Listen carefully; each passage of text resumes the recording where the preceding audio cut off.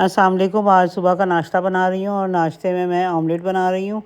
और आज हमने सोचा कि ऑमलेट बना लें, तो ये सुबह के नाश्ते में ये मशीन अच्छी है। और ये मैंने टीमो से ली थी, पहले सस्ता था टीमो, अब बहुत महंगा हो गया। तो इसमें मैं हरी मिर्चें और प्याज मैंने डाली हुई थी, तो वो बारीक बारीक बिल्कुल हो जाती है। इतनी हाथ से भी नहीं होती जितनी कि ये मशीन से बारीक हो जाती है। और बहुत अच्छी मशीन है, ये पहले की ली हुई थी तो मुझे सस्ती पड़ गई थी, और मैंने टीमो से ली तो ये कि बहुत अच्छी है ये।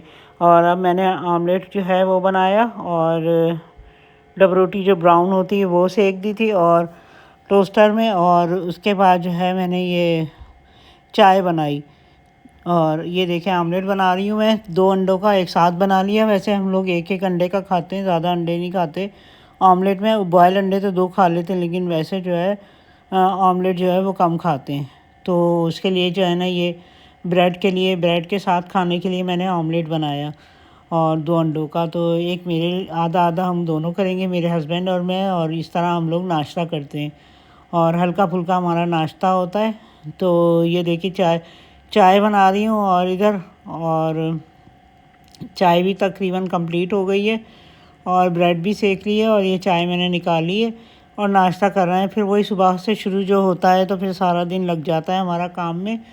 और ये देखिए मैंने जो है ना ब्रेड भी ब्राउन करके रखी है, और ये भी। और कभी कभी ये होता है कि पराठा भी है। अच्छा, ये डब रोटी मीठी थी, तो ये इसको तो ज़ाहिर है ब्राउन नहीं, इसको तो ज़ाहिर है सेकते नहीं हैं। तो ये कि अगर ब्राउन डब रोटी होती है उसको सेकते हैं। तो ये बेकरी की डब रोटी आ गई थी। फिर उसके बाद मैंने सोचा दोपहर में क्या बनाऊँ ना, क्योंकि ऑफिस भी खाना देना होता है। तो फिर मैंने सोचा करेले गोश्त बनाती हूँ। करेले गोश्त मैं बहुत अच्छा बनाती हूँ, और आप इस तरकीब से बनाएंगे, मैंने तरकीब भी डाली हुई है इसमें, खाना पकाने की तरकीबों में। तो उसमें जो है ना आप देखिएगा, बहुत मज़े का करेले गोश्त बनता है। और हम ज़्यादातर बकरे का गोश्त खाते हैं, तो इसलिए उसके जो है ना मैंने करेले गोश्त बनाया।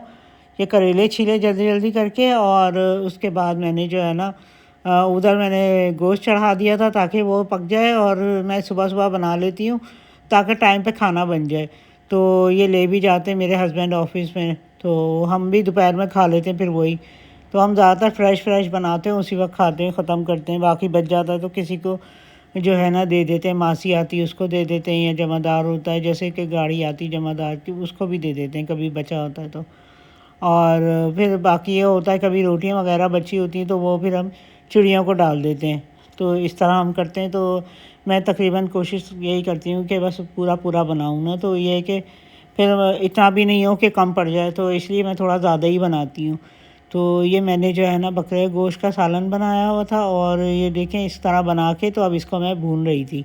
बहुत ज़बरदस्त बनता है, मज़े का भी बहुत होता है। ये देखें मैं थोड़ा थोड़ा पानी डाल के तो इसको अच्छी तरह से मैंने भून दिया। और ये मिर्चें भी इसमें मैंने हरी डाल डाल दी थी, और ये गरम मसाला भी डाला। इसमें मैंने पिसा हुआ गरम मसाला होता है, तो मैं वो डाल देती हूँ। तो इस तरह मैंने करके गरम मसाला भी डाला और पिसा हुआ, और ये भुना। ये देखें शक्ल भी देखें कितनी अच्छी बनी है इसकी, बहुत अच्छा मज़ेदार बना है। और मैं मिर्चें बहुत ज़्यादा नहीं डालती। अच्छा, आजकल करेले ऐसे आ रहे हैं जो ज़्यादा कड़वे नहीं होते। मैंने ऐसे ही धो लिए और धो के ना नमक लगाया था पहले तो, और क्योंकि मौसम ऐसा हो रहा था जैसे बारिश का सा होता है ना, तो धूप नहीं थी, तो मैंने धूप में नहीं रखे। क्योंकि लोग पहले, हम लोग करेले धूप में रखते थे, फिर उसका पानी निकलता था नमक का, तो फिर उसको निचोड़ के तो फिर हम बनाते थे। तो अब तो ज़रूरत ही नहीं पड़ती, मुझे लगता है ऐसे ही नमक डालते हैं और फिर ऐसे धो लेती हूँ पानी में, तो अच्छे बन जाते हैं, कड़वाहट नहीं होती उसमें। तो फिर उसके बाद मैंने रोटी बनाई, कर कर आके मैंने ऑफिस खाना भेजा।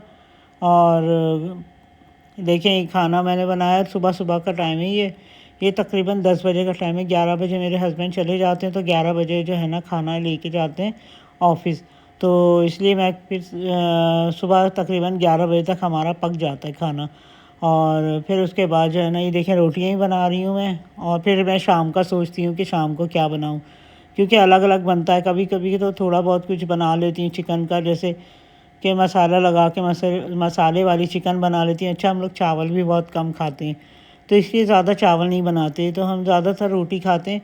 और ये देखें ये जो है ना, मैंने इस तरह करके ये स्टील के बर्तन बनाया हुआ है मैंने एक, उसमें मैं आटा गूँध के रखती हूँ, तो उसमें सही रहता है। तो उसके बाद मैंने ना ये फ्रिज खोला, फ्रिज भी काफ़ी गंदा ऊपर से हो रहा था। तो मैंने कहा कि आएगी मासी तो उससे कहूँगी, बस वैसे तो उसने अंदर से साफ़ कर दिया था, ऊपर से हाथ गंदा वंदा लगा होता है, बच्चे लगाते हैं तो गंदा हो जाता है। इधर मैंने ना फिर आज जो है ये इस्त्री करे कपड़े।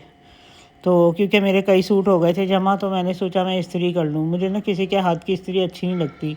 मासी जो है ना वो ऐसे ही हाथ फेर के चली जाती है, तो मैंने जो है ना फिर ये खुद ही इस्त्री करी। और ये देखें मैंने इस्त्री करी है इसको अच्छे तरीके से। फिर मैंने जो है ना कपड़े सारे इस्त्री करे, और इस तरह करके ना कि कपड़े, मेरी आदत है मैं सारे अपने कपड़े खुद इस्त्री करती हूँ। तकरीबन 5-6 सूट जो थे ना मैंने इस्त्री करे। मुझे बहुत मज़ा आता है कपड़े इस्त्री करने में, क्योंकि मासी को मैं जैसे देती थी ना तो वो इतना अच्छे नहीं करती थी, सफाई से नहीं करती थी। वो ऐसे क्रीज़ें कभी कभी रह जाती थी, तो मुझे अच्छे नहीं लगते ऐसे क्रीज़ वाले कपड़े। तो मैं अपने खुद भी पहनती हूँ, तो इस्त्री करके पहनती हूँ कपड़े। तो ये मैंने जो है ना इस्त्री करे, घर के कपड़ों में भी इस्त्री कर लेती हूँ। घर के कपड़ों में थोड़ी हल्की, लेकिन ये है कि अच्छी इस्त्री कर लेती हूँ। फिर भी उनसे तो अच्छी ही कर लेती हूँ मासियों से। तो मैं इसलिए जो है ना कभी कभी उनको दे देती हूँ इस्त्री करने को। थक जाती हूँ तो कभी मुझे टाइम होता है तो मैं खुद कर लेती हूँ। तो बस ये मैंने ना हैंगर में लटका दिए अपने कपड़े इस्त्री करके। मैंने 3-4 जोड़े तकरीबन इस्त्री करे इसी तरह ही ना। तो फिर उसके बाद में मासी आ गई मेरी, तो जो मुझे टाइम मिला तो फिर उसके मैंने कपड़े इस्त्री करे। जैसे कि 12 बजे तक मैं फ़ारिग हो गई थी। फिर 1 बजे मैंने खाना खाया, उसके बाद मैंने कपड़े इस्त्री करने खड़ी हो गई। 2 बजे, 2:15 बजे मेरी मासी आती है, तो फिर वो आई तो उसने सफाई सुथराई करी सारी। फिर उससे मैं खड़े होकर काम करवाती हूँ। मैं ऐसे नहीं छोड़ती मासी के ऊपर कि मासी खुद ही कर लेगी। मैं उसके आगे पीछे फिरती रहती हूँ और खड़े खड़े उससे सारी सफाई कराती हूँ, पोछा दिलवाती हूँ। पोछे को बार बार धुलवाती हूँ, क्योंकि मासी क्या करती हैं ऐसे हाथ फेर के चली जाती हैं। तो लेकिन मैं ये उससे कहती हूँ कि भाई बार बार पोछा धो के दे, क्योंकि वाइट फर्श है तो उस पर हल्की सी भी कोई चीज़ पड़ी हो नज़र आ जाती है। तो इसलिए मैं कहती हूँ अच्छे तरीके से करे, तो फिर सफाई वो अच्छे तरीके से कर लेती है। खैर मासी अच्छी है, वो मान जाती है बात को। और फिर मैंने ना ये देखें कपड़े इस्त्री करें। अभी ये कपड़े 4 जोड़े ही मुश्किल से इस्त्री करे थे कि फिर मासी की बेल बज गई, और फिर मुझे जो है ना जाना पड़ गया। तो ये देखें ये इस्त्री हो रहा है मेरे कपड़े। और इस तरह मैंने ना कई जोड़े इस्त्री करें अपने, एक एक करके। और फिर उसके बाद सारा दिन ज़ाहिर है यही काम होते हैं, कभी कुछ। बर्तन जो है वो मशीन में डाल देती हूँ, लेकिन पतीलियाँ जो है ना वो मासी से धुलवाती हूँ। तो फिर ये जो है ना हम गए अपनी नवासी के बाल कटवाने गई, सेट करवाने गई। तो उसके बाल बहुत बड़े बड़े हो गए थे, तो मैंने फिर यहाँ सैलून गई और यहाँ मैंने अपनी नवासी के बाल सेट करवाने गई। फिर अस्सलाम वालेकुम, यही हुआ मैं अपनी बेटी के बाल कटिंग करवाने आई थी। अम्मी ने भी सोचा कि मैनी के पेडिक्योर करवा लें। और ये देखें बाहर का व्यू, और सैलून भी बहुत अच्छा सा बना हुआ था। बट मसला ये था कि इन्होंने एक तरफ से छोटे एक तरफ से बाल बड़े कर दिए थे। तो बस मेरा एवरेज एक्सपीरियंस रहा है, मुझे ज़्यादा समझ नहीं। सारा सैलून फिर भी अच्छा है। अब यही कि मैं अपनी बेटी को वहीं ले जाया करूँगी। वैसे मैं नबीला भी लेके जाती रही हूँ, तो वहाँ का ज़रा थोड़ा बेहतर एक्सपीरियंस रहा है। मैंने इतने शॉर्ट करवाने थे तो मैंने सोचा मैं यहीं चली जाऊँ। ये बाकी अम्मी आपको दाल दिखा रही हैं। तो बस मेरा ये रिकमेंडेशन है कि अगर कोई जा रहा है तो मतलब मैंने बहुत से लोगों से और मैंने और ब्रांचेस के जो रिव्यू थे ना वो मैंने इतने अच्छे नहीं सुने थे। बट मैंने DHA फेज़ 8 के ब्रांच के सुने थे। बट यही था कि मेरा भी एक्सपीरियंस कोई इतना अच्छा नहीं रहा। ये अम्मी अपने लिए जो नहीं है अरेबिक नगेट्स जो आए हुए थे सब रूसों के, वो बना रही थी। तो अम्मी ने सोचा ऐड भी आया था, तो अम्मी का दिल चाहा कि क्यों ना ट्राई करूं। और यही था कि पहले मैंने खोलने की कोशिश करी तो वो थोड़े से ना बैक साइड से कच्चे रह गए थे। फिर हमने दूसरी दफ़ा जब बनाए तो फिर वो सही बने थे। तो यही था कि आज का दिन बहुत थका देने वाला था, क्योंकि पहले मैं सारा सैलून गई, फिर मैं फेज़ 8 के सोहो सैलून गई, फिर उसके बाद हमने तीसरी जगह में ट्रायो सैलून आई। तो यही था, घूम घूम के ना हमें बहुत थकान हो गई थी। तो बस यही था। और वहाँ सब जगह जो नहीं इतना बिजी था, उन्होंने कहा नहीं। अब असल में ये था कि बच्चे निकलना आसान नहीं होता। तो फिर यही था कि ये थोड़ा कच्चा कच्चा देखें आप रह गया था। तो फिर यही था कि सारा सैलून पे ना बहुत रश था। गलती मुझसे ये हो गई कि मैं कॉल करके नहीं गई। अक्सर ये भी होता है कॉल करके भी जाओ तो इनके स्टाफ कहते हैं बिज़ी है। तो मैंने ये सोचा वॉक इन करूँ। तो ट्रायल सैलून में मुझे ये था कि वॉक इन अपॉइंटमेंट मिल गई, लेडी भी अच्छी थी। बट ये था कि कटिंग इतनी प्रोफेशनल नहीं थी। तो मैं सोच रही हूँ या तो नबीला या फिर टोनी एंड गाय।